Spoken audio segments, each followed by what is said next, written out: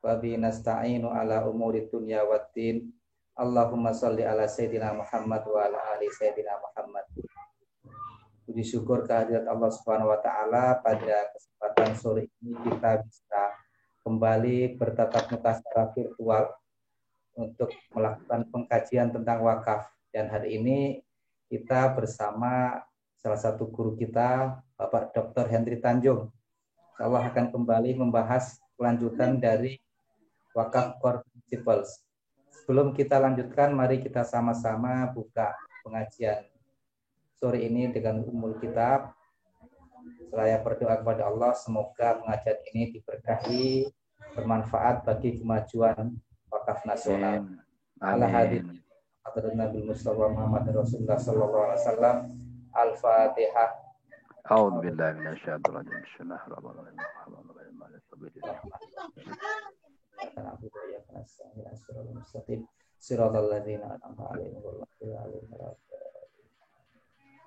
Bapak Ibu sekalian, sebelum saya serahkan mic kepada Pak Henry Tanjung, mohon berkenan untuk mematikan mikrofon masing-masing supaya nanti suara dari Pak Henry bisa terdengar dengan baik. Baik Bapak Ibu sekalian, melanjutkan yang WCP 123 yang kemarin, saya persilakan pada Pak Henry untuk melanjutkan pembahasannya. Silakan Pak Henry. Ya, baik. Terima kasih Mas Gaib.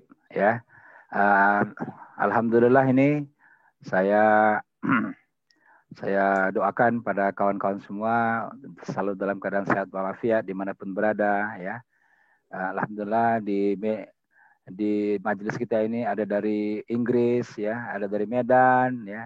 Tadi dari Aceh, dia izin ada yang meninggal, jadi dia nggak bisa ikut, ya. Dia akan ikut besok. Kemudian dari Bogor, dari Jakarta, ya, dan dari tempat-tempat lain. Mudah-mudahan semuanya dalam keadaan sehat walafiat, amin. Dan semuanya terjauh daripada wabah corona ini, amin. Baik, kita teruskan ya tentang WCP. Kita sudah bahas kemarin ya. Ini maraton apa sprint ini? 3 hari berturut-turut soalnya. Kemarin, sekarang sama besok ya. Lailatul Qadar, Pak. Lailatul Qadar. Oh, meraih Lailatul Qadar ya. Masaul Qadar. Oh, ya, jadi kemarin kita udah bahas WCP 123, sekarang kita bahas WCP 456 ya. Tapi sebelum saya bahas WCP itu, saya ingin share dulu video singkat ini ya. Ini saya sangat terkesan sekali dengan video ini ya.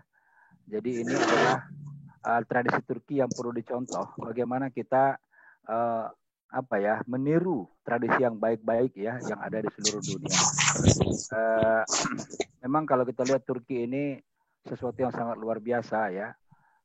Saya baru saja saya ke Turki bulan November yang lalu ya. Dan saya lihat memang perkembangannya, dulu saya ke Turki tahun 2006, visit yang kedua kemarin 2019 itu ya. Itu luar biasa perkembangannya ya. Dan juga religiusnya dan juga keramahan orang-orangnya, Masya Allah, luar biasa. Ini contoh budaya ya, budaya Turki yang perlu kita tiru ya. Mari sama-sama kita saksikan.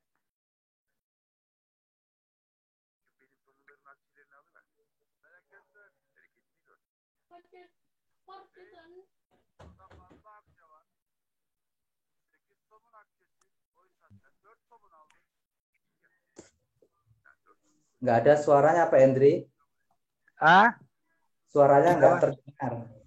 Oh, suaranya tidak terdengar? Ya. Oh, suaranya tidak terdengar ya. Di sini kok keras sekali ya.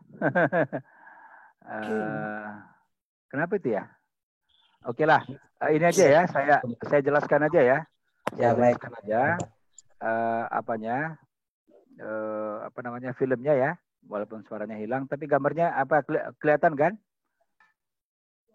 Ya, baik. Ya, jadi ini adalah tradisi orang membeli di Turki ya, dengan kondisi dia melebihkan pembeliannya, lalu kelebihan itu ditaruh di keranjang ya. Nah, ini jadi dia beli 8, yang dia bawa pulang, yang dia taruh adalah 4. Ya. Jadi luar biasa.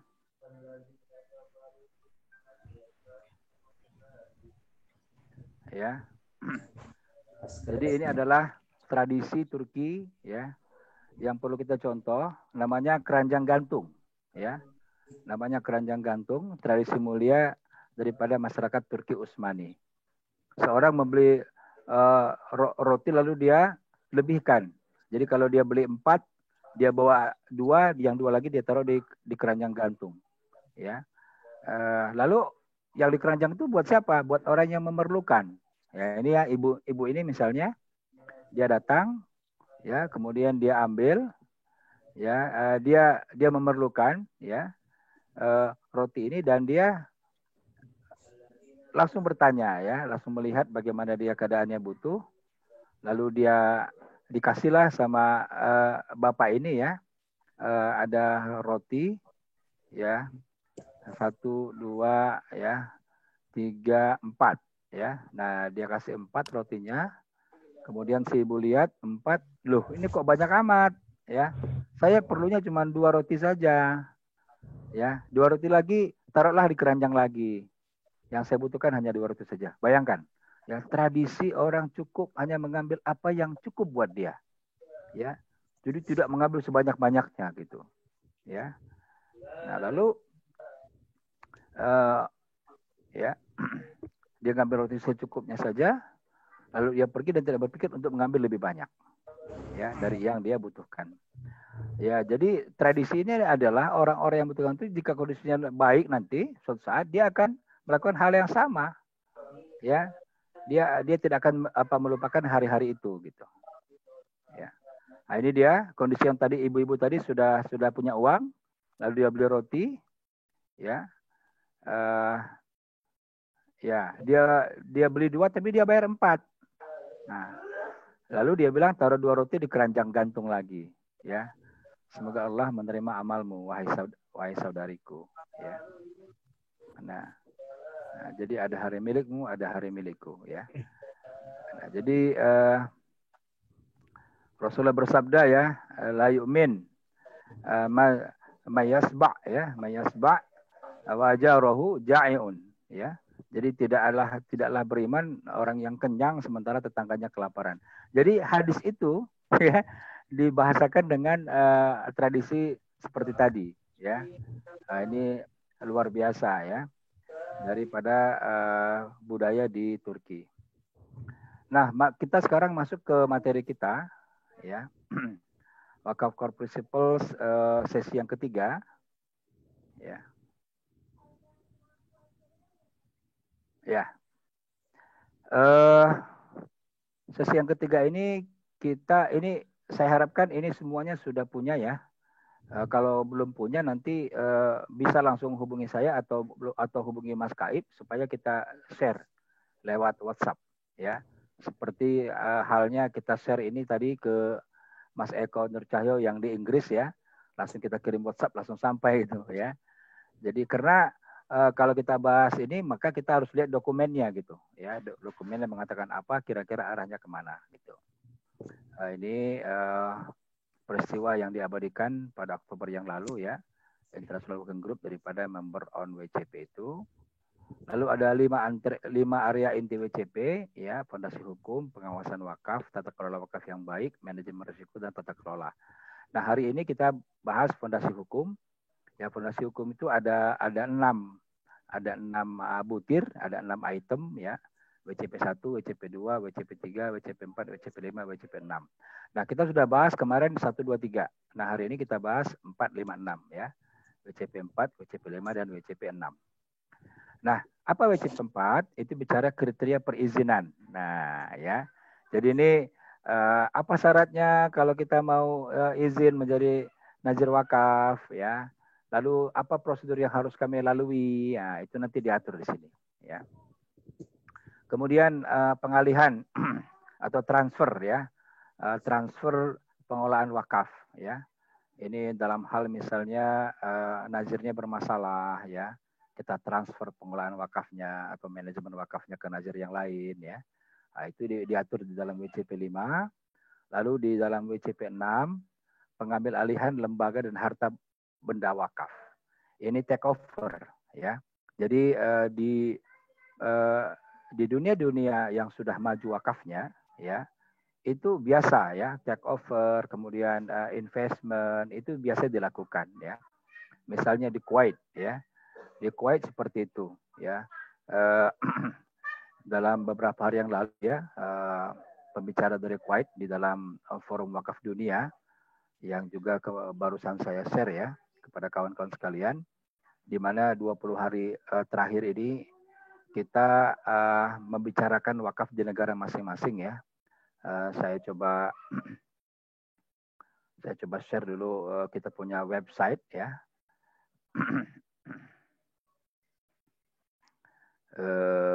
Di mana website kita nih? bwi.go.id, Pak. Enggak, saya tadi sudah buka. Sebentar. Ya, tadi saya sudah buka. Di mana tadi? Ini ya. Ya, ini dia. Sudah lihat ya? Jadi di sini kalau kita lihat berita ya, ada berita. Ini terima kasih nih Mas Kaib langsung membuat ini update berita ini ya. Ini dia tadi, ini langsung ya.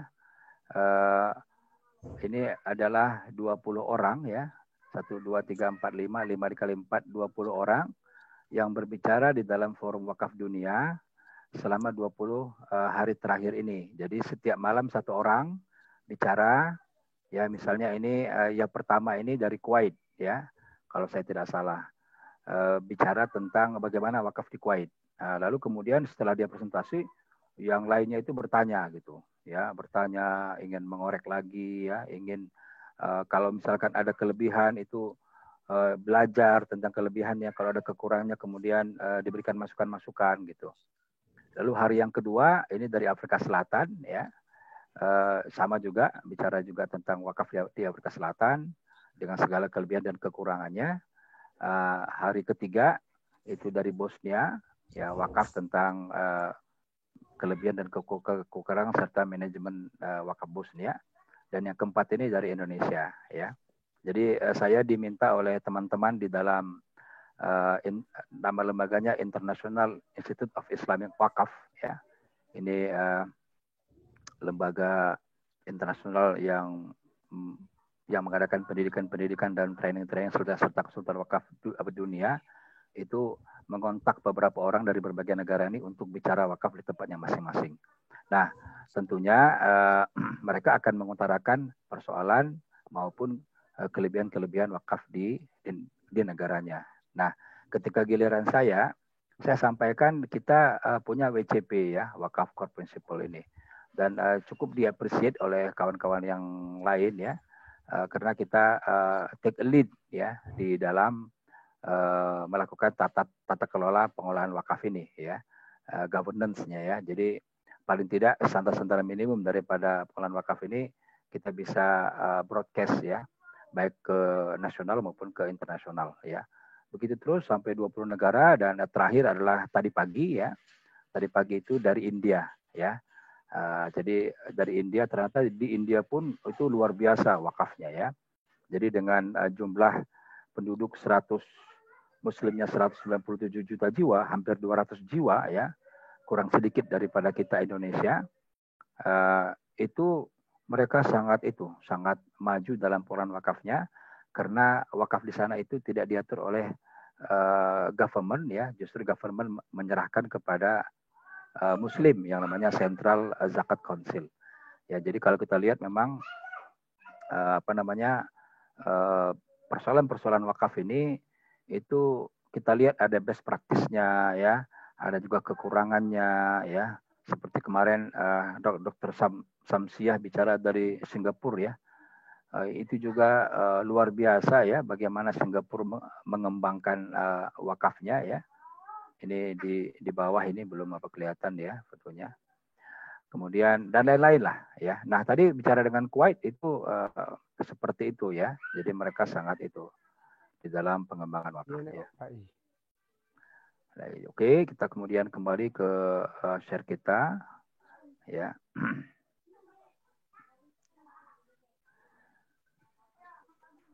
Kriteria perizinan ya. Jadi pengalihan, tadi transfer juga take over ya. Jadi biasa saja itu mereka melakukan take over dalam pengelolaan wakaf di Singapura, baik di Singapura maupun di Kuwait. Kemudian, nah ini dia buku peraturan perundang-undangan wakafnya, ya. Ini yang tadi disebut ya oleh Pak Teguh ya. Pak Teguh sudah dapat ini Pak Teguh ya. Himpunan peraturan perundang tentang wakaf ini bagi kawan-kawan nazir atau kawan-kawan pegiat wakaf yang ingin buku ini, silahkan datang ke BWI ya. Ini kita bagikan free ya, tanpa biaya. Silahkan datang ke BWI karena kita ingin mensosialisasikan daripada peraturan-peraturan tentang wakaf ini. Nah, di sini ada banyak sekali ya peraturan-peraturannya, undang-undang ya, kemudian peraturan-peraturan perundang-undangan aja itu ada 12 ya. Lalu peraturan BWI ada 9 ya. Jadi 11 tambah 9. Jadi ada 20 ya. 11 peraturan perundangan dari mulai undang-undang, PP, Permenak ya. Kemudian peraturan BWI di sini ada 9 ya. Itu mulai daripada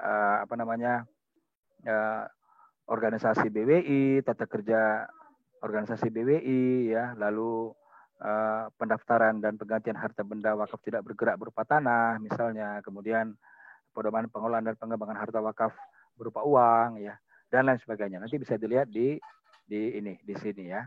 Tapi selain di sini, kalau misalkan kawan-kawan sekalian butuh yang cepat ya, saya misalnya kalau ke BWI jauh, misalnya dari mana, dari Aceh atau dari Medan, jauh ke BWI ya, maka kita bisa lihat di website ya. Saya coba kembali ke website ya, website. Nah, di website ini kita bisa klik ya, itu yang namanya regulasi ya. Nah, di regulasi ini kita klik regulasi, lalu nanti keluar ya ini ya, ada undang-undang wakaf, ada peraturan pemerintah tentang wakaf, ada peraturan PBWI ya, atau peraturan BWI atau PBWI, ada Permenak, peraturan agama, dan ada peraturan lainnya. Nah, kita kalau misalkan lihat misalnya saya mau ingin itu tahu undang-undang wakaf, ini tinggal di-download aja, download keluar. Perpemnya bagaimana, peraturan pemerintahnya, download juga. PBWI, saya mau pengen jadi nazir nih, gimana caranya? Gimana cara pendaftaran jadi nazir ya? Download aja. Nah, gitu ya. Coba kita download ya. Ini yang sering ditanyakan oleh kawan-kawan ini. Ya, saya punya yayasan, Ustadz, gimana caranya saya mau jadi nazir? Nah, coba ini kita download ya. Jadi website itu semuanya ada ya. Jadi kita memang betul-betul fungsikan website itu sebagai sarana kita untuk kita bisa berkomunikasi ya. Mana dia? Nah, ini ya, sudah terbuka tadi. Peraturan BWI nomor 2 tahun 2010 ya, tentang wakaf uang. Tentang pendaftaran nazir wakaf uang ya. Nah, ini lengkap nih ya. Apa-apa aja misalnya persyaratannya apa misalnya ya. Misalnya begini nih. Ya, calon nazir wakaf uang wajib mendaftarkan diri kepada BWI. Ya, memang wajib ya. Kalau nggak wajib nanti jadi ilegal dia, ya, memperoleh uang dari masyarakat tanpa izin. Kemudian yang kedua, ya, calon nazir wakaf uang harus memiliki persyaratan. Nah, ini dia. Apa persyaratannya? Memiliki kompetensi dalam pengelolaan keuangan, ya. Nah, jadi nanti kita lihat CV-nya. Makanya ada persyaratan riwayat hidup. Ya, kita lihat CV-nya apakah punya pengalaman di dalam mengelola keuangan, ya. Memang tidak harus semua ya, tidak harus semua nazir, misalkan nazirnya 7 orang semuanya punya keahlian, tidak ya. Minimal 1 orang lah ya. Kalau bagus atau 3 orang ya. Kemudian kemampuan tadi sudah, lalu kemampuan dan pengalaman dalam pemberdayaan ekonomi umat ya. Jadi itu juga tergambar dari CV-nya. kemudian memiliki komitmen yang tinggi. Nanti kita lakukan wawancara ya, sebab komitmen ini kita nggak bisa dapatkan dengan hanya lewat dokumen ya. Nah, itulah makanya kemudian SOP untuk menjadi nazir itu setelah dokumennya lengkap, lalu kita panggil. Ya, kita panggil untuk apa? Untuk kita ya semacam fit and proper tes kecil-kecilan lah ya. Sebenarnya bukan fit and proper juga ya. Kalau kita fit and proper itu kan resmi ya. Saya pernah fit and proper di OJK ya. Sebagai pengawas syariah itu yang nanya 3 orang, kemudian detail ya. Kemudian ya formal sekali gitu. Jadi kita ditanya-tanya semuanya pengalaman dan macam-macam. Kalau ini enggak, kita hanya nanya bagaimana pengalamannya ya.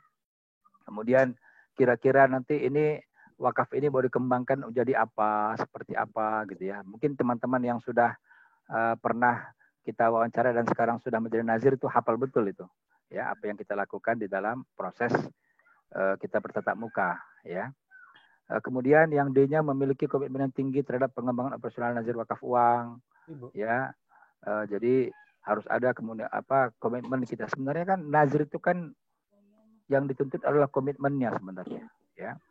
Bagaimana dia bisa komit sekali dalam mengembangkan harta benda wakaf ya.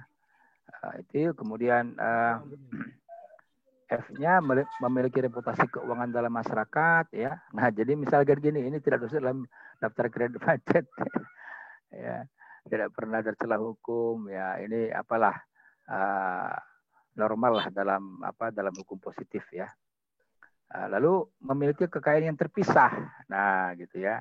Jadi istilahnya kita di dalam peraturan BWI kita minta ada saldo minimal 30 juta ya. Untuk apa? Ini untuk operasional nazir itu ya. Jadi jangan nanti begitu kita berikan izin ya, nazir nggak beroperasi. Kenapa? Karena nggak ada uang operasional gitu. Ya, sedih juga kita ya. Tolong itu Mas Kaib di mute itu yang lainnya. Nah, baik, kemudian memiliki kekayaan yang terpisah sudah, memiliki rencana penghimpunan dan pengelolaan wakaf uang. Nah, itu ya. Di situ nanti kita akan minta bagaimana rencananya. Silahkan dipaparkan ya. Ada yang memaparkan dalam setahun pertama kita begini, tahun kedua begini, tahun ketiga begini, 4 begini, 5 begini ya. Nah, dari situ sebenarnya kita bisa melihat ya apakah nazir itu siap atau tidak gitu ya.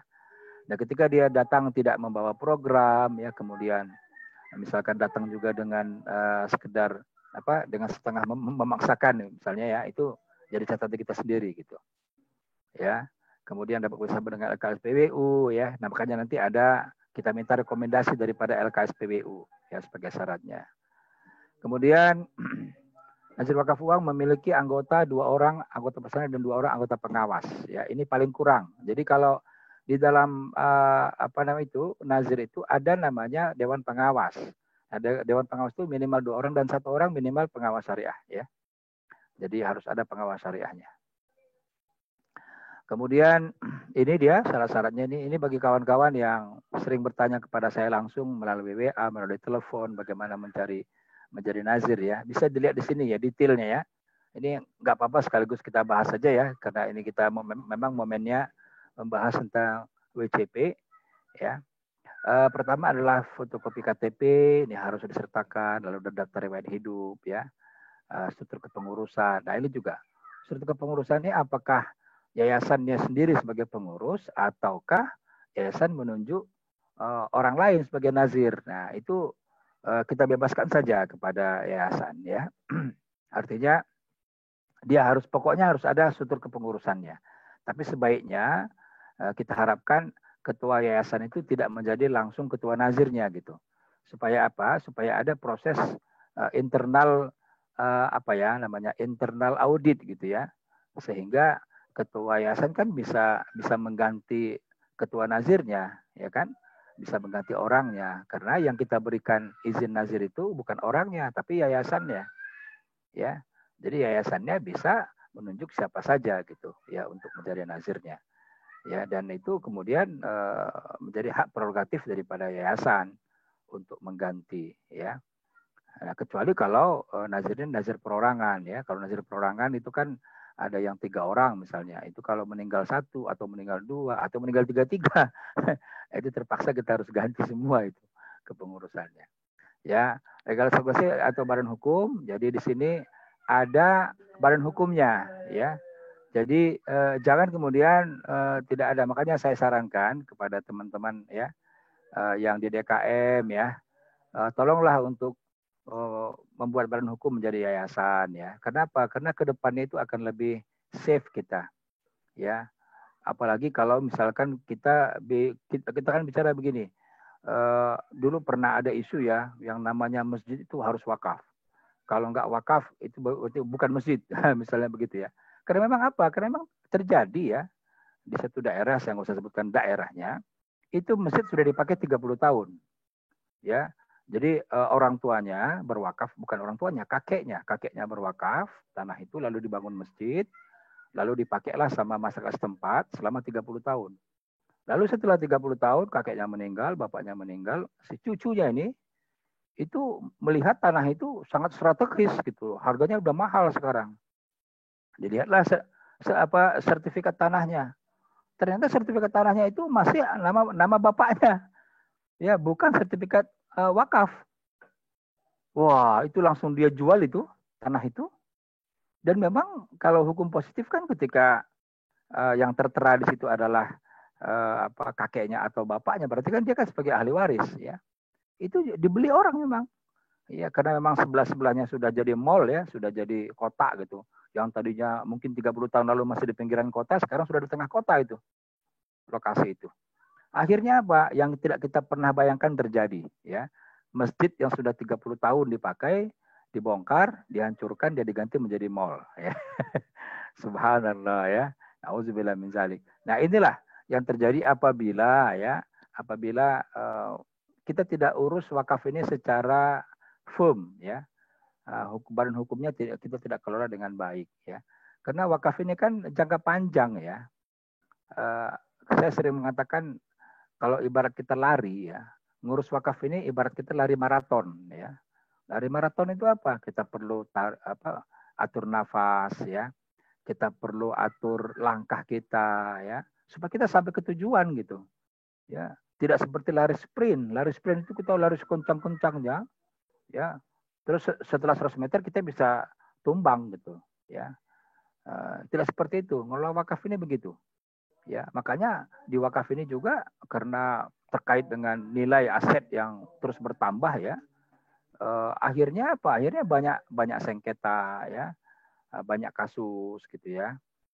Saya beberapa kali dipanggil ke pengadilan, baik pengadilan negeri, baik pengadilan agama ya, untuk menjadi saksi ahli dalam hal masalah wakaf ini, sengketa wakaf ini gitu. Ya. Jadi saya sarankan kepada kawan-kawan yang pengurus DKM ya, tolonglah untuk membuat yayasan ya. Kemudian nanti jangan lupa tanahnya ya, di mana di atasnya dibangun masjid, tolong disertifikat wakafkan ke BPN ya. Nanti supaya apa? Supaya 100 tahun lagi tetap menjadi masjid ya. Kita nggak mau yang peristiwa tadi ya, 30 tahun cuma jadi masjidnya, habis itu jadi mall dia. Ya, jangan sampai terjadi seperti itu. Kemudian yang kelima ini surat keterangan domisili ya, rencana kerja penghimpunan ya. Ini semua dokumen-dokumen yang harus diserahkan ke BWI ya. Nah, dalam masa Covid ini silahkan menyerahkannya lewat kurir, lewat JNE ya, silahkan saja karena kita masih menerima dan kita masih memproses ya. Bahkan nanti hari Senin itu 3 hari lagi ya, Jumat, Sabtu, Minggu, Senin, 4 hari lagi kita akan mewawancarai calon nazir dari UII ya, Universitas Islam Indonesia dari Yogyakarta. Ya, mereka ingin menjadi nazir wakaf uang, kita akan wawancara lewat Zoom ya, lewat Zoom. Jadi tidak hadir, kalau biasanya kan hadir langsung ya. Ini lewat Zoom.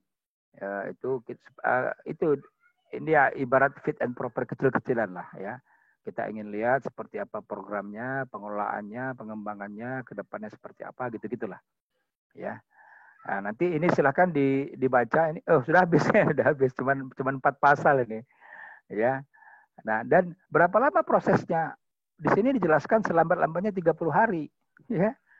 Dan pernah terjadi kita proses itu hanya 3 hari. Ya, ini kasus kemarin IPB ya. Nazir IPB itu adalah nazir yang paling cepat ya keluar sertifikat tanda nazirnya atau izin nazirnya dari BWI ya. Jadi hari kalau nggak salah hari Kamis ya itu pemanggilan, kemudian hari Jumat, hari Sabtu, Minggu, Senin, Selasa sudah keluar ya. Jadi 3 hari kerja, Jumat, Senin, Selasa. Ya itu rekor ya, rekor tercepat ya.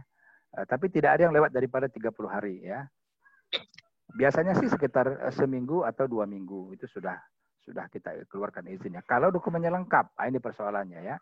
Tapi kalau dokumennya tidak lengkap, kita terus minta sampai dilengkapin. Ya. Berapa lama itu Pak? Ya terserah berapa lama calon nazir itu melengkapi gitu. Ya, kita hanya sifatnya menunggu. Ya, kalau sudah lengkap semuanya kita proses. Ya, itu tentang PBWI nomor 2 ya. Nanti bisa dilihat. Lalu kita masuk tadi ya. Ini semuanya bisa dilihat ini ya di peraturan-peraturan ini. Yaitu tentang wakaf ini. Baik, saya stop share lagi. Saya kembali ke kita. Ke share kita. Oh sini ya, sudah ada ini ya. Share, oke. Lalu kita masuk kepada WCP 4 ya. WCP 4 kriteria perizinan. Otoritas pemberi izin dalam hal ini BWI memiliki wewenang untuk menetapkan kriteria pemberian izin seperti tadi ya, kita sudah buat kriterianya, siapa-siapa yang boleh kita berikan izin ya, orang-orangnya harus seperti apa. Atau kita juga punya hak untuk menolak permohonan izin ya. Jadi ada dulu satu kasus yang kita tolak ya, tapi selama saya di divisi pemberdayaan dan pembinaan nazir ini sepertinya baru satu kasus yang kita tolak sepertinya ya. Karena sangat tidak sangat tidak memenuhi syarat lah kira-kira begitu ya. Jadi tapi mostly semuanya kita berikan izin ya. Kalau tidak ada kendala yang sangat berarti atau yang sangat kita bisa pertanyakan. Nah, kalau kita lihat di dalam WCP 4 ini ya, ada 5 kriteria utama, ada 4 kriteria tambahan. Mari kita coba bahas satu persatu ya. Di dalam wewenang pemberian izin, ya, itu ditegaskan wewenang pemberian izin adalah bagian dari wewenang pengaturan yang diuraikan dalam jelas Undang-Undang Wakaf. Ini misalnya ada kita uraikan dalam pasal 14, ya. Di dalam pasal 14 ini, itu dijelaskan dalam rangka pembinaan sebagaimana dimaksud dalam pasal 3, nazir harus terdaftar pada Menteri dan Badan Wakaf Indonesia. Ya, jadi ditegaskan di situ ya, otoritasnya jelas, BWI. Kemudian yang kedua, proses pemberian izin mencakup pemberian izin untuk menjalankan lembaga wakaf. Tadi yang sudah kita lihat, PBWI nomor 2 tahun 2010. Lalu Undang-Undang Wakaf menyebutkan otoritas yang bertanggung jawab untuk memberikan dan menarik izin dan sumber daya manusia dalam lembaga wakaf. Ya. Jadi kita atur lagi dalam peraturan bahwasanya ketika dia tidak patuh, tolonglah ini tolong di mute, mengganggu sekali nih. Ya. Jadi kriteria untuk lembaga perizinan wakaf ditetapkan oleh otoritas pemberi izin. Kemudian yang 5 jenis peneliti beragam dan tergantung pada teori kerusakan. Oke. Lalu kriteria tambahannya tadi kriteria pemilihan pengelolaan wakaf harus lulus uji kebetulan kelayakan. Ya, ini fit and proper test. Ya, kita masih seperti itu fit and proper testnya. Ya, belum seperti OJK ya. Nanti kalau sudah kita keluarkan sertifikasi nazir itu bisa menjadi seperti itu ya. Lalu kemudian ada syarat minimum untuk menjadi nazir, tadi sudah kita atur. Juga pasal 10 juga kita sudah cantumkan ya di dalam undang-undang wakaf kita. Misalnya syarat untuk menjadi nazir, 1 warga negara Indonesia, berarti warga negara asing tidak boleh ya. Lalu ada pertanyaan, bagaimana kalau warga negara asing menjadi wakif? Ya, itu kemarin itu sempat dipertanyakan oleh lembaga wakaf dari Afrika Selatan ya ketika saya presentasi tentang wakaf di Indonesia. Dia bilang ada orang asing yang memiliki aset di Lombok di Nusa Tenggara Timur. Lalu dia ingin mewakafkan, apakah boleh? Ya, saya bilang, wah sangat boleh ya. Asalkan jangan menjadi nazir saja. Kalau nazir jelas tidak boleh karena di dalam undang-undang harus warga negara Indonesia. Kemudian beragama Islam, ya. Jadi kalau agama non Muslim tidak boleh menjadi nazir. Kalau menjadi wakif boleh, ya. Kemudian dewasa, amanah, mampu secara jasmani dan rohani, dan tidak terhalang melakukan perbuatan hukum. Itu ada dalam pasal 10. Ya, nanti boleh dilihat dalam undang-undangnya. Ada kebebasan untuk menunjuk nazir, ada peluang untuk mengganti nazir seperti yang diminta oleh regulator. Lalu dalam WCP 5 ini transfer, ya, transfer pengelolaan wakaf, ya. Jadi pengawas wakaf dalam hal ini BWI memiliki wewenang untuk mengevaluasi, menolak dan menetapkan syarat kehati-hatian pada usulan, ya, usulan ini untuk mengalihkan harta benda wakaf, ya, untuk transfer harta benda wakaf yang ditahan secara langsung atau tidak langsung dari lembaga wakaf yang sudah ada kepada lembaga wakaf yang lain. Jadi ini transfer aset wakaf dari satu nazir ke nazir yang lain, ya. Itu baru-baru ini kita mengalami kasus yang di Jogja, ya, yang di Kesultanan Demak, ya. Kesultanan Demak itu ingin adanya proses transfer aset wakaf dari nazir A ke nazir B, ya.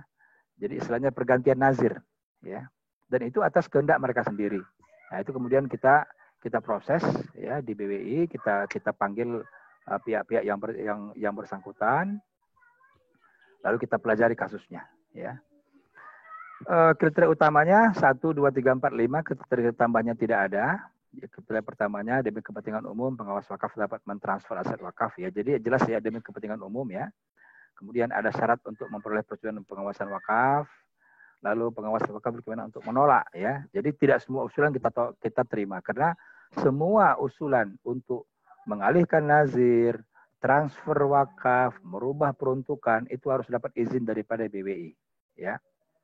Itu ada divisi yang di BWI sekarang yang menangani itu, yaitu adalah Ibu Soraya Devi, ya, sebagai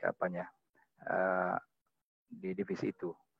Lalu kemudian pengawas wakaf memperoleh informasi dalam pemeriksaan langsung, ya. Nah, apabila kemudian ditemukan sesuatu yang perlu survei, maka kita langsung survei langsung ke lokasi, ya. Kemudian peraturan perundang-undangan atau pengawas wakaf untuk lembaga wakaf untuk menyampaikan tentang adil penting apapun. Nah, ini, ya, dalam survei itu biasanya kita korek semua informasi tentang transfer aset wakaf itu, ya, seperti apa gitu. Sama halnya kemarin juga kita panggil yang nazir wakaf yang Kesultanan Demak itu ke BWI, alhamdulillah mereka datang dan kita tanyakan, ya, mengapa, apa motivasinya, ya, apa persoalannya, gitulah kira-kira.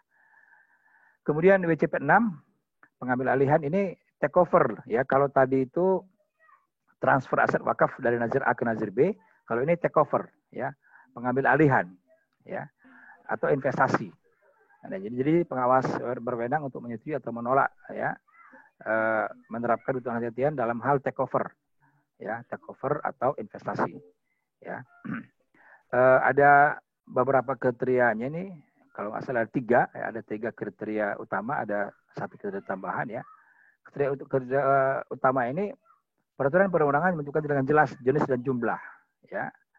Jadi ini dijelaskan di dalam peraturan kita. Lalu kasus yang membutuhkan pemberitahuan, ya. Lalu ada aspek untuk kita lakukan evaluasi setiap usulan itu, ya. Lalu kriteria tambahannya pengawas mengevaluasi pengambil alihan. Jadi take over atau investasi itu kita perhatikan betul, ya. Agar apa? Agar jangan sampai take over atau investasi yang dilakukan oleh nazir itu membawa nazir pada posisi risiko besar gitu loh. Ya, kan kalau kita petakan risiko nanti kita masuk kepada manajemen risiko di WCP 17, 18, 19, 20 sampai 24, ya, apa 26 karena paling banyak sekali kita bahas itu. Itu jangan sampai nanti nazir jadi bermasalah gitu, ya. Jadi bermasalah artinya dia nggak mampu kemudian di dalam membuat tata kelola yang baik, kemudian akhirnya rugi gitu. Jangan sampai seperti itu, ya.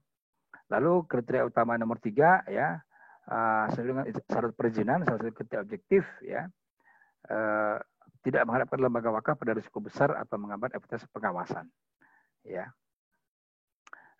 Pengawas juga menentukan bahwa jika relevan, take over atau investasi baru tidak akan menghambat pelaksanaan langkah-langkah koruptif di kemudian hari, ya. Pengawas dapat melarang nazir untuk melakukan merger atau akuisisi. Bisa BWI bisa melarang, ya, ketika memang kalau merger itu atau akuisisi itu menjadi problem, ya. Nah, barangkali itu tentang WCP 6. Jadi kita sudah bahas 3 WCP, ya. WCP 4, WCP 5 dan WCP 6. Ya, barangkali saya buka forum diskusi ya supaya kita bisa maksimal. Saya sudah ambil waktu cukup lama ini. Ya, silakan Mas Gaib. Baik, Pak Hendri.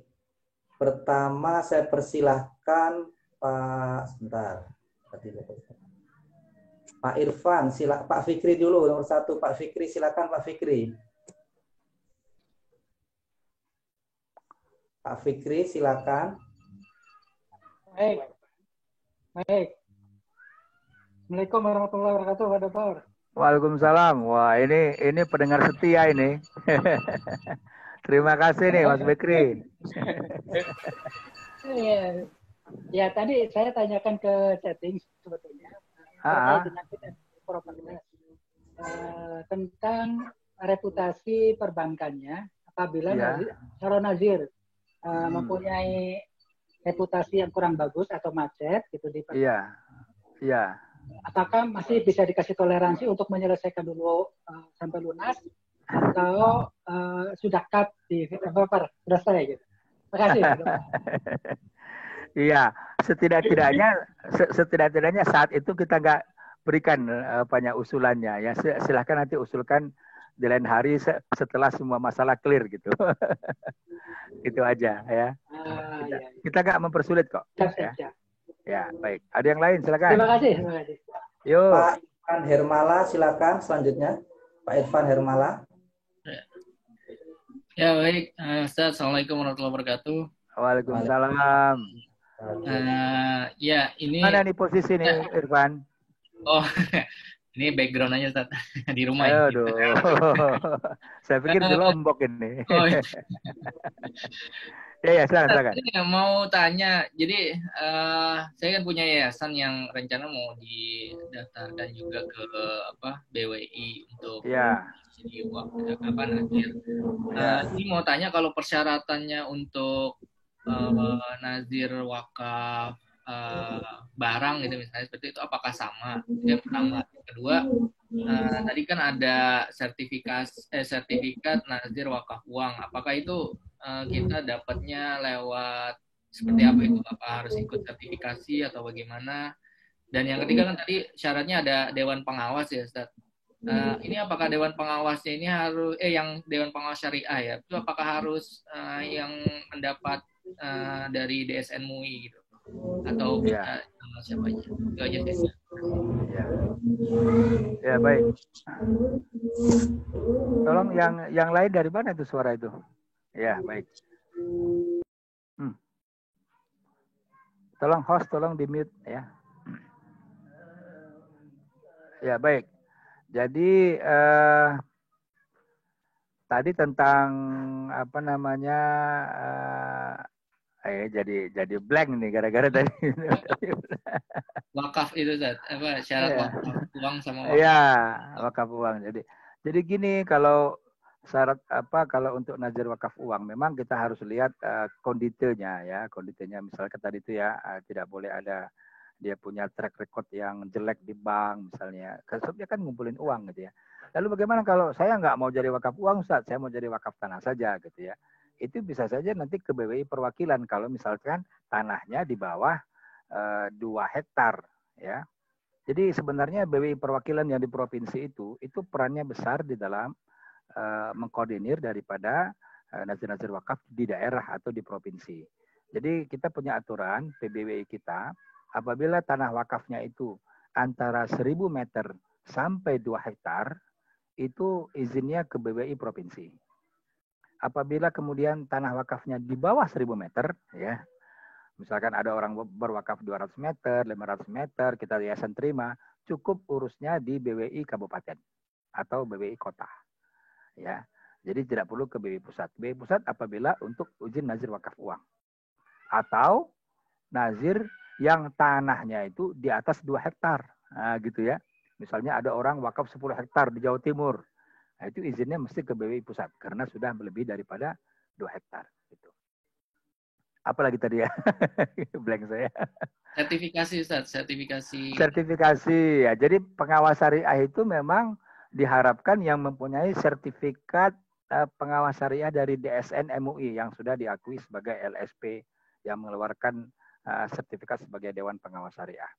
Ya, tetapi kita masih lihat juga sih kalau memang orang itu bisa kompeten ya, kemudian kita lihat CV-nya juga oke, misalnya ya tidak ada keberatan juga. Tapi sebaiknya yang sudah mendapatkan sertifikasi. Terus apa lagi? Sama itu Ustaz, yang sertifikat nazir wakaf uang itu gimana cara dapatnya? Sertifikat nazir wakaf uang itu kan yang lama ya. Jadi yang baru kita nggak syaratkan lagi. Jadi cukup dia datang dengan dokumen-dokumen itu, nanti kita berizin. Oke, gitu aja. Ya, baik. Yang lain, silakan. Yuk, sama-sama. Selanjutnya saya persilakan Ibu Farida Ratna. Ibu Farida, apakah masih ada? Iya, masih ada. Ya, silakan. Assalamualaikum, Ustaz. Waalaikumsalam. Warahmatullahi wabarakatuh. Apa kabar, konsultan wakaf? Amin, mohon doanya. Amin. Dan sebenarnya saya nyambung dengan wakaf prinsipal yang pertama, karena kita ada poin akuntabilitas.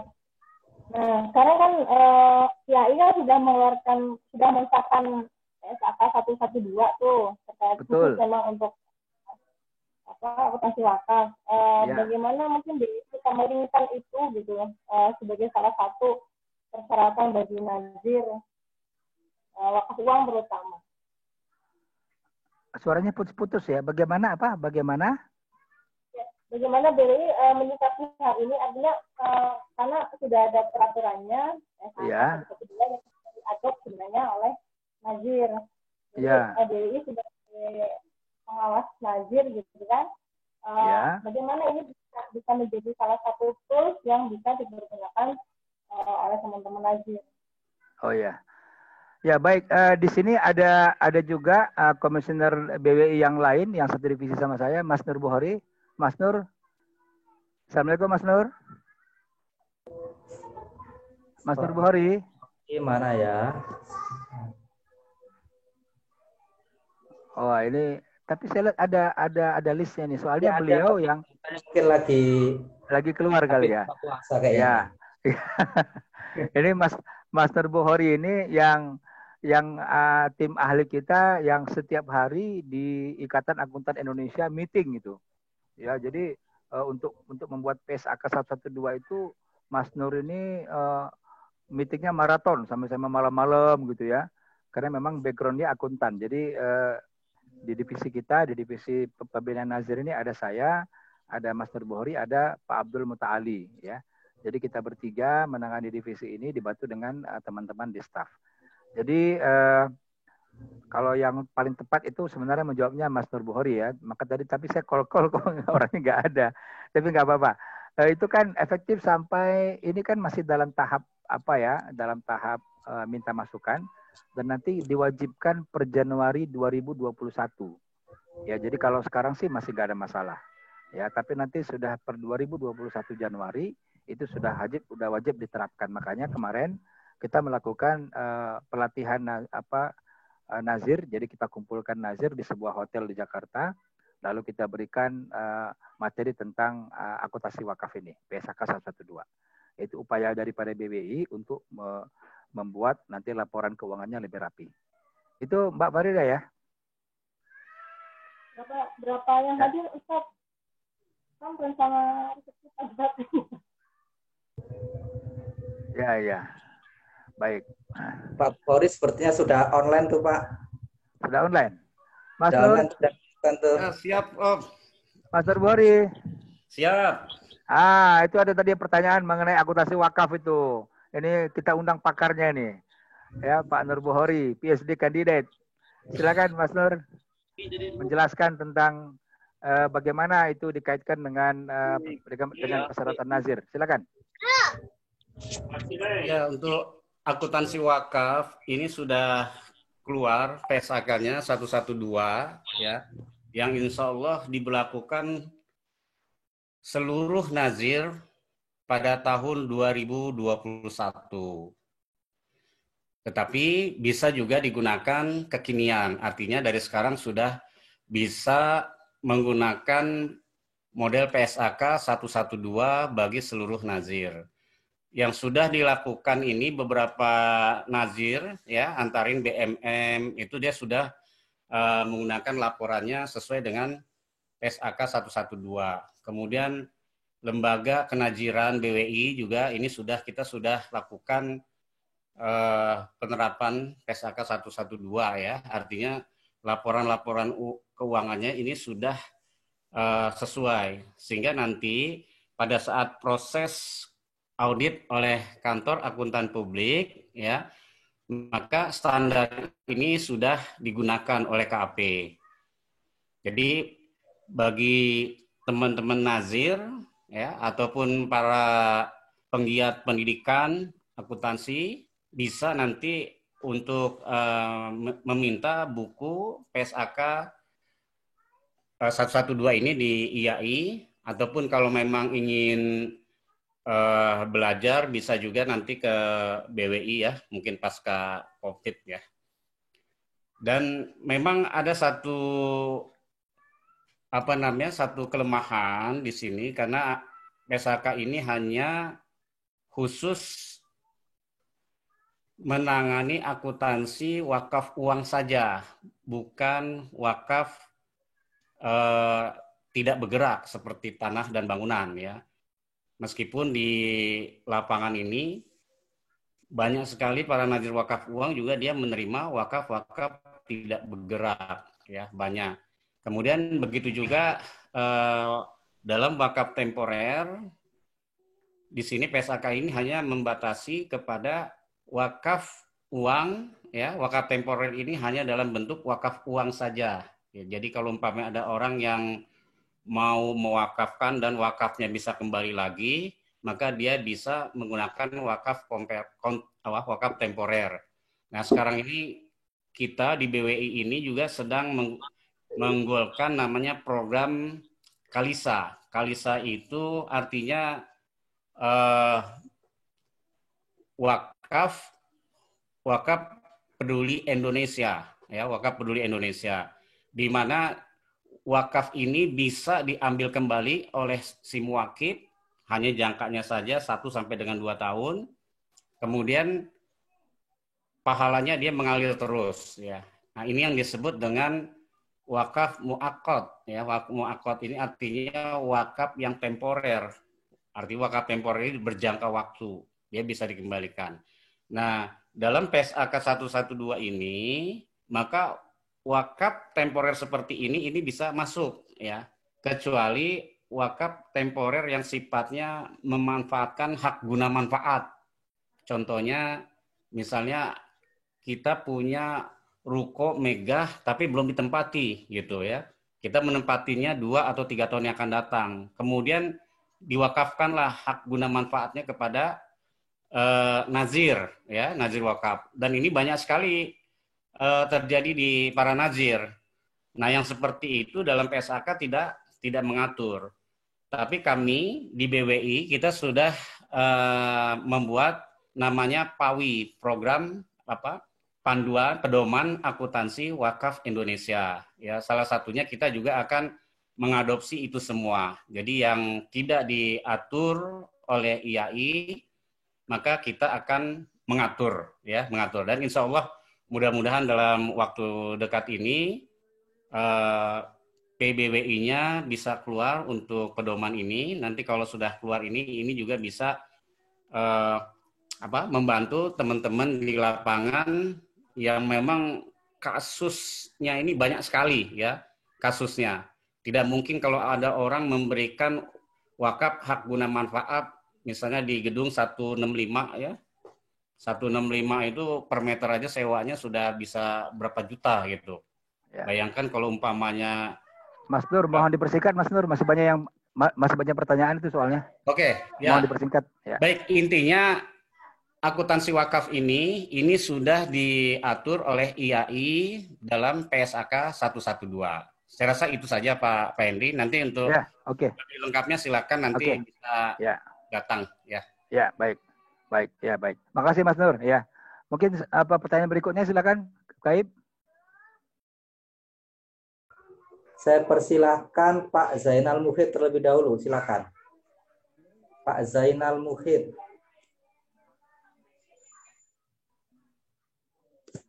Pak Zainal Muhid masih ada? Mungkin sementara Pak ini Ibu Neneng dahulu. Ibu Neneng Hasanah, IPB, silakan Ibu. Lagi masak dia kali. Pak Hasan Azhari, silakan Pak Hasan. Assalamualaikum, Ustaz. Waalaikumsalam. Sehat, Ustaz? Alhamdulillah. Alhamdulillah. Ini Ustaz, senang sekali tadi rasanya dengar informasi dari Ustaz terkait dengan pengelolaan wakaf di Demak, Ustaz. Ya. Yang peralihan nazir ini. Harapannya kami sebagai warga Demak memang potensi wakaf yang sangat banyak peninggalan Kesultanan Demak maupun Pondok Wakaf Masjid Agung Demak ini kan luar biasa, Ustaz. Betul. Di realita lapangannya itu hari ini memang banyak oknum-oknum yang bermain, Ustaz. Jadi tanah sawah maupun tambak itu banyak digarap oknum-oknum yang tidak bertanggung jawab sehingga maslahah atau manfaat untuk mauquf alaih itu sama sekali tidak ada. Mohon dari BWI bisa mengadakan pengawasan Ustaz terkait dengan Bondo Wakaf Masjid Agung Demak juga, Ustaz. Iya, baik. Iya, memang sekarang itu kasusnya sedang kita tangani di divisi kami ya.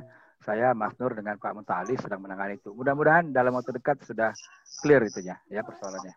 Oke, yang lain silakan. Sementara Bu Neneng silakan. Terima kasih. Assalamualaikum warahmatullahi wabarakatuh. Salam. Masaknya sudah beres belum? Tinggal dulu. Maaf nih Ustaz, ini kami waktu November Desember 2019 itu kan mengadakan penelitian dari Cibes ya. Kemudian dengan bekerja sama dengan KNKS. Oke. Bogor Kota dan Kabupaten. Ternyata masih banyak yang belum kenal BWI daerah gitu ya. Betul. Akhirnya pertanyaan kami sejauh mana BWI pusat mengedukasi atau mensosialisasikan BWI daerah kepada masyarakat sehingga mereka tuh bebenah gitu.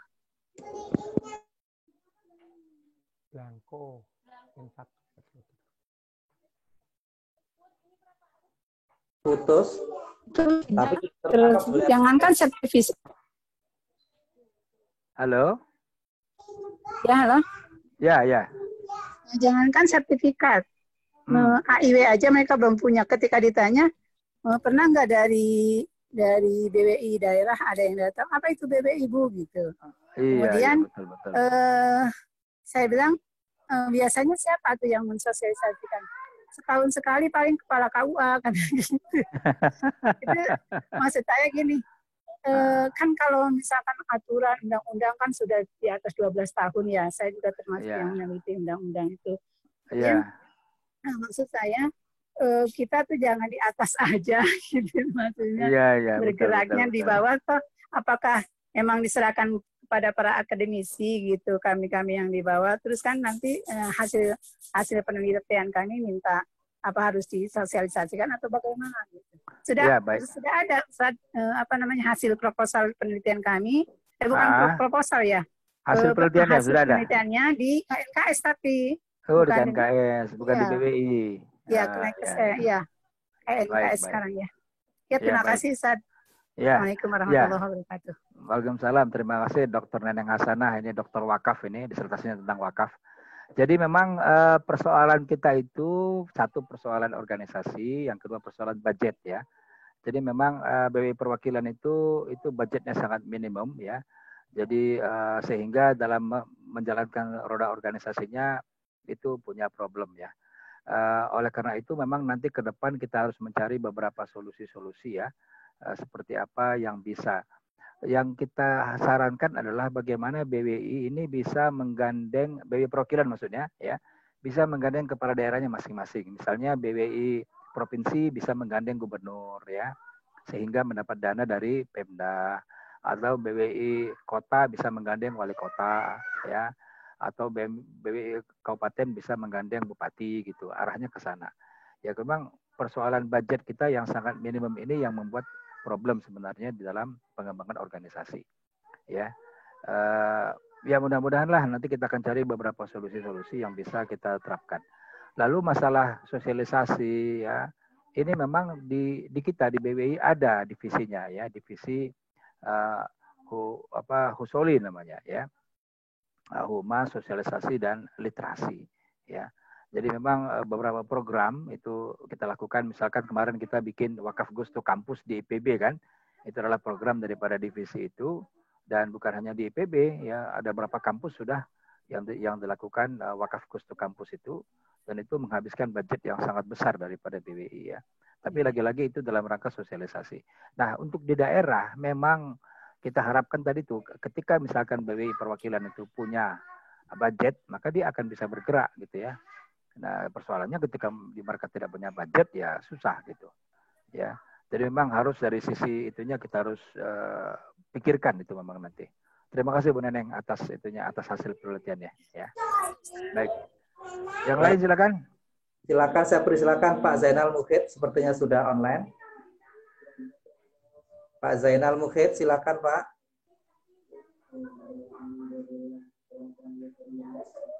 Baik, kalau enggak Pak Eko Nur Cahyo, silakan Pak Eko terlebih dahulu.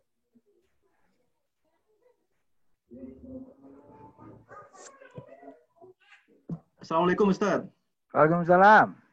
Masya Allah, kami sangat menyimak sekali dengan khusyuk dan tenang ini Ustaz di Inggris ini Ustaz. Alhamdulillah hari ini suasananya cerah sekali. Minggu kemarin mendung, sekarang cerah Ustaz. Berapa suhunya sekarang di sana? Sekarang sekitar 8 sampai 10 derajat. Wow, dingin itu. Ya, sempat 0 sampai 0,1 derajat. Allahu Akbar. Ya. Tapi alhamdulillah sudah mulai sambar ini Ustaz. Ya, baik, Ustaz, betul. Kami mohon izin bertanya ini Ustaz. Dalam apa itu manajemen itu ada namanya good corporate governance. Kemudian sekarang lagi dikembangkan good wakaf governance yang mana good corporate governance kan mempunyai special code yang ada di situ. Yang pertanyaan kami, apakah dalam good wakaf governance ini yang dimaksud code ini ada kaitannya dengan core principle yang ada di wakaf, Ustaz? Mungkin itu yang pertama. Yang kedua, program apa dari program BWI yang ada kaitannya dengan good wakaf governance yang mungkin sekarang sangat krusial untuk membuat manajemen wakaf atau tata kelola wakaf menjadi baik lagi gitu, Ustaz. Jazakumullah khairan. 2 pertanyaan saja, Ustaz. Ya, baik. Kalau tentang good, kalau di kita istilahnya good nazir government, ya. Good nazir governance, bukan good wakaf, ya. Good nazir governance. Itu ada di WCP 13, ya. Kita belum sampai itu. Jadi pertanyaan Mas Nur Eko itu terlalu advance. Ya, kita baru WCP 6, pertanyaannya WCP 13 gitu. Ya, nggak apa-apa. Tapi nanti kita akan bahas itu sampai situ, ya. Nanti kalau misalkan setelah Ramadan ini kita bikin pengajian yang reguler tentang WCP juga tidak ada masalah, ya. Kita buat apakah sebulan sekali, apakah seminggu sekali gitu misalnya. Kita bahas ini kan, supaya maksud saya begini, pegiat-pegiat wakaf itu jadi betul-betul firm kan, bagaimana sebenarnya bagaimana kita ngelola nazir yang baik kan, apa gitu ya Mas Eko, ya. Nah, harapannya ke situ. Jadi nanti kita bahas di WCP 13, ya. Ini nanti mungkin pertemuan ke berapa ini? Pertemuan ke 7, 8, 9, 10, 11, 12, 13. Pertemuan ke 7. Ya, pertemuan ke-7. Sekarang baru pertemuan ke-3. Jadi 4 pertemuan lagi. Jadi Mas Eko jangan kemana-mana, tetap pada frekuensi yang sama. Insya Allah mudah-mudahan walaupun setelah selesai Ramadan, Ustaz. Iya. Ini. Iya. Ya, insya Allah. Baik. Ya, kita yang lain silakan, monggo. Silakan, seperti terakhir ini Pak Zainal Mukhid, Pak. Oh ya, baik. Pak Zainal Mukhid. Silakan. Halo, assalamualaikum. Waalaikumsalam. Waalaikumsalam warahmatullahi wabarakatuh. Saya mau tanya Pak tentang wewenang BWI terhadap pengalian nazir yang sudah ditunjuk oleh Wakif. Sejauh mana bisa diganti oleh BWI? Iya. Iya, jadi masalah pergantian nazir itu ada syarat-syaratnya ya. Jadi di WCP kita atur, kemudian di undang-undang juga kita atur, di PBW juga kita atur ya. Jadi syarat-syaratnya itu banyak lah ya. Misalnya apabila persoalan nazirnya tidak amanah misalnya ya. Itu apabila nazirnya meninggal dunia, apabila nazirnya terkait masalah hukum ya. Misalnya korupsi lah segala macam lah gitu ya. Itu kita bisa lakukan pergantian nazir. Nanti pergantian nazir itu ada prosesnya ya. Kita cek dulu ya, ada usulan dulu masuk untuk pergantian nazir. Lalu kita coba pelajari dokumennya, kalau nggak puas kita survei ke tempatnya, kita tanya semuanya seperti yang tadi WCP 5 tadi ya. Kita tanya informasi-informasi penting apa yang ada di belakang daripada proses pergantian nazir ini gitu loh, dan lain sebagainya ya. Jadi kalau di lapangan sih ya itu banyak saja modelnya ya. Ada kemarin tuh ada yang nazir datang ke BWI, dia ingin menyerahkan aset wakaf yang dikelola selama ini kepada nazir lain. Kita kan bingung lah, kenapa Pak? Gitu ya. Dia bilang, saya udah terlalu tua katanya. saya pengen ini diurus oleh yang muda-muda gitu. Jadi itu kalau di lapangannya sih banyak gitu masalah kejadian-kejadian seperti itu. Ya. Saya sapa dulu, ini ada Ibu Imas Fatimah ini. Ibu Imas Fatimah apa kabar?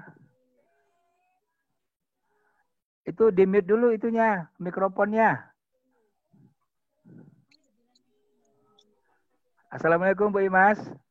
Assalamualaikum Pak. Waduh. Kenapa ya? Udah. Sudah. Mati lagi. Tadi sudah benar. Sekarang mati lagi itunya, mikrofonnya. Ya.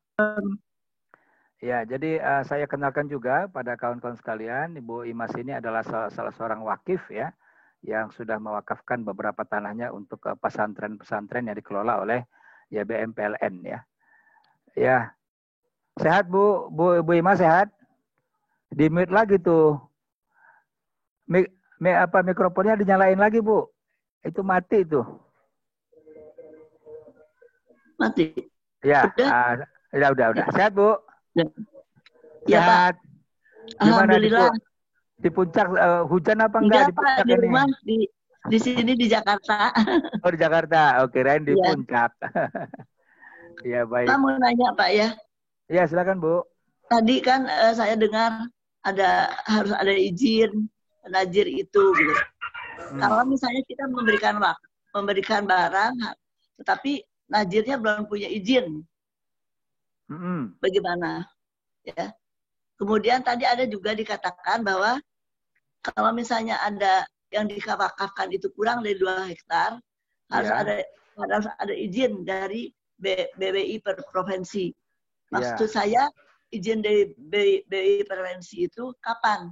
Apakah sebelum diwakafkan atau setelah diwakafkan? Yang ketiga saya mengenai wakif uang, ya Pak. Ya. Apakah benar bahwasanya nazir yang dia itu mengelola juga wakaf-wakaf uang harus punya izin khusus dari OJK? Bagaimana Pak? Iya, kalau nazir tidak harus dapat izin dari OJK. Justru otoritasnya ada di BWI untuk nazir wakaf uang ya. Ya. Lalu tadi kalau misalkan tanah di bawah 2 hektar itu izinnya siapa? Izinnya bukan wakif yang ngurus Bu. Yang ngurus adalah nazir. Nanti nazir yang ngurus sebagai izin dia sebagai nazir wakaf ke BWI perwakilan. Jadi bukan Ibu. Setelah diwakafkan baru dia urus gitu. Nah, lalu kalau dia belum dapat izin ya dia harus ngurus izin lah. Yang penting kan dia punya yayasan, dia punya badan hukum. Gitu aja. Maksudnya izin itu berkaitan dengan apa Pak? Apakah izin itu berkaitan dengan sertifikat wakaf atau bagaimana? Bukan, ini izin ini kalau sertifikat wakaf, kalau sertifikat wakaf kan adanya di BPN. Kalau akta ikrar adanya di KUA.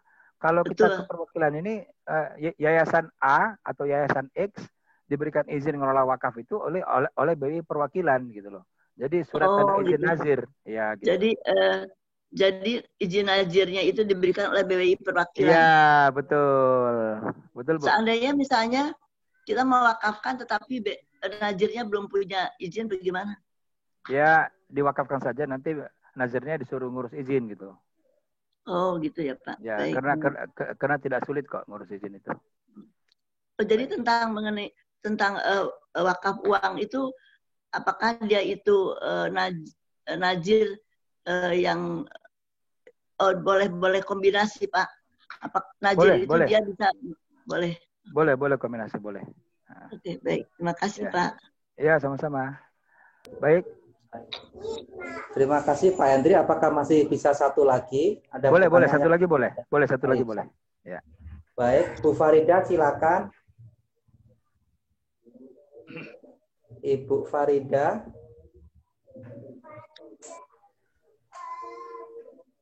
Saya bacakan aja Pak ya. Yuk, silakan. Farida, Assalamualaikum. Izin bertanya Ustadz terkait WJP 6. Apa persyaratan hal tersebut sampai harus di take over? Artinya persyaratan klausul apa sehingga tadi yang take over nazir itu? Take over itu kan pengalihan dari satu nazir ke nazir yang lain. Misalnya begini, ini yang sekarang sedang kita alami ya. Itu di Lampung itu ada, kita sudah beri izin nazir salah satu BMT, saya nggak usah sebutkan BMT-nya apa, lalu BMT-nya bangkrut. Sementara sudah mengumpulkan wakaf kalau nggak salah senilai 200-an juta gitu loh. Nah itu kan tetap wakaf, itu nggak boleh hilang. Nah oleh karena itu aset yang atau nilai yang 200 juta lebih itu kita alihkan ke nazir sebelahnya. Ada BMT yang beda kecamatan tapi sudah juga mendapatkan izin nazir. Nah itu kita alihkan ke sana. Itu makanya sekarang lagi kita urus prosesnya untuk bisa mengalihkan, untuk bisa take over aset wakaf dari yang BMT bangkrut ini ya ke BMT yang sehat gitu. Ya kita nggak tahu juga kan. Sekarang kita beri izin nazir, tahu-tahu besok bangkrut, kita nggak tahu juga kan. Ya namanya wallahu a'lam gitu. Tapi setidak-tidaknya kita punya aturan-aturan. Kalau terjadi ini apa solusinya? Kalau terjadi ini apa solusinya? Gitu kira-kira. Ya. Baik, cukup ya. Ada lagi? Baik. Terima kasih Pak. Ya, sama-sama Bu Imas. Terima kasih. Ya. 19. Baik Bapak Ibu sekalian, sepertinya memang diskusi kita kali ini sangat cukup antusias Pak ya. Kita teruskan besok lagi. Ya, kita teruskan besok lagi. Lebaran bisa ada kita bikin forum khusus Pak ya, berkala gitu ya. Ya, setelah Lebaran kita bikin berkala saja, kita bahas tuntas ini WCP.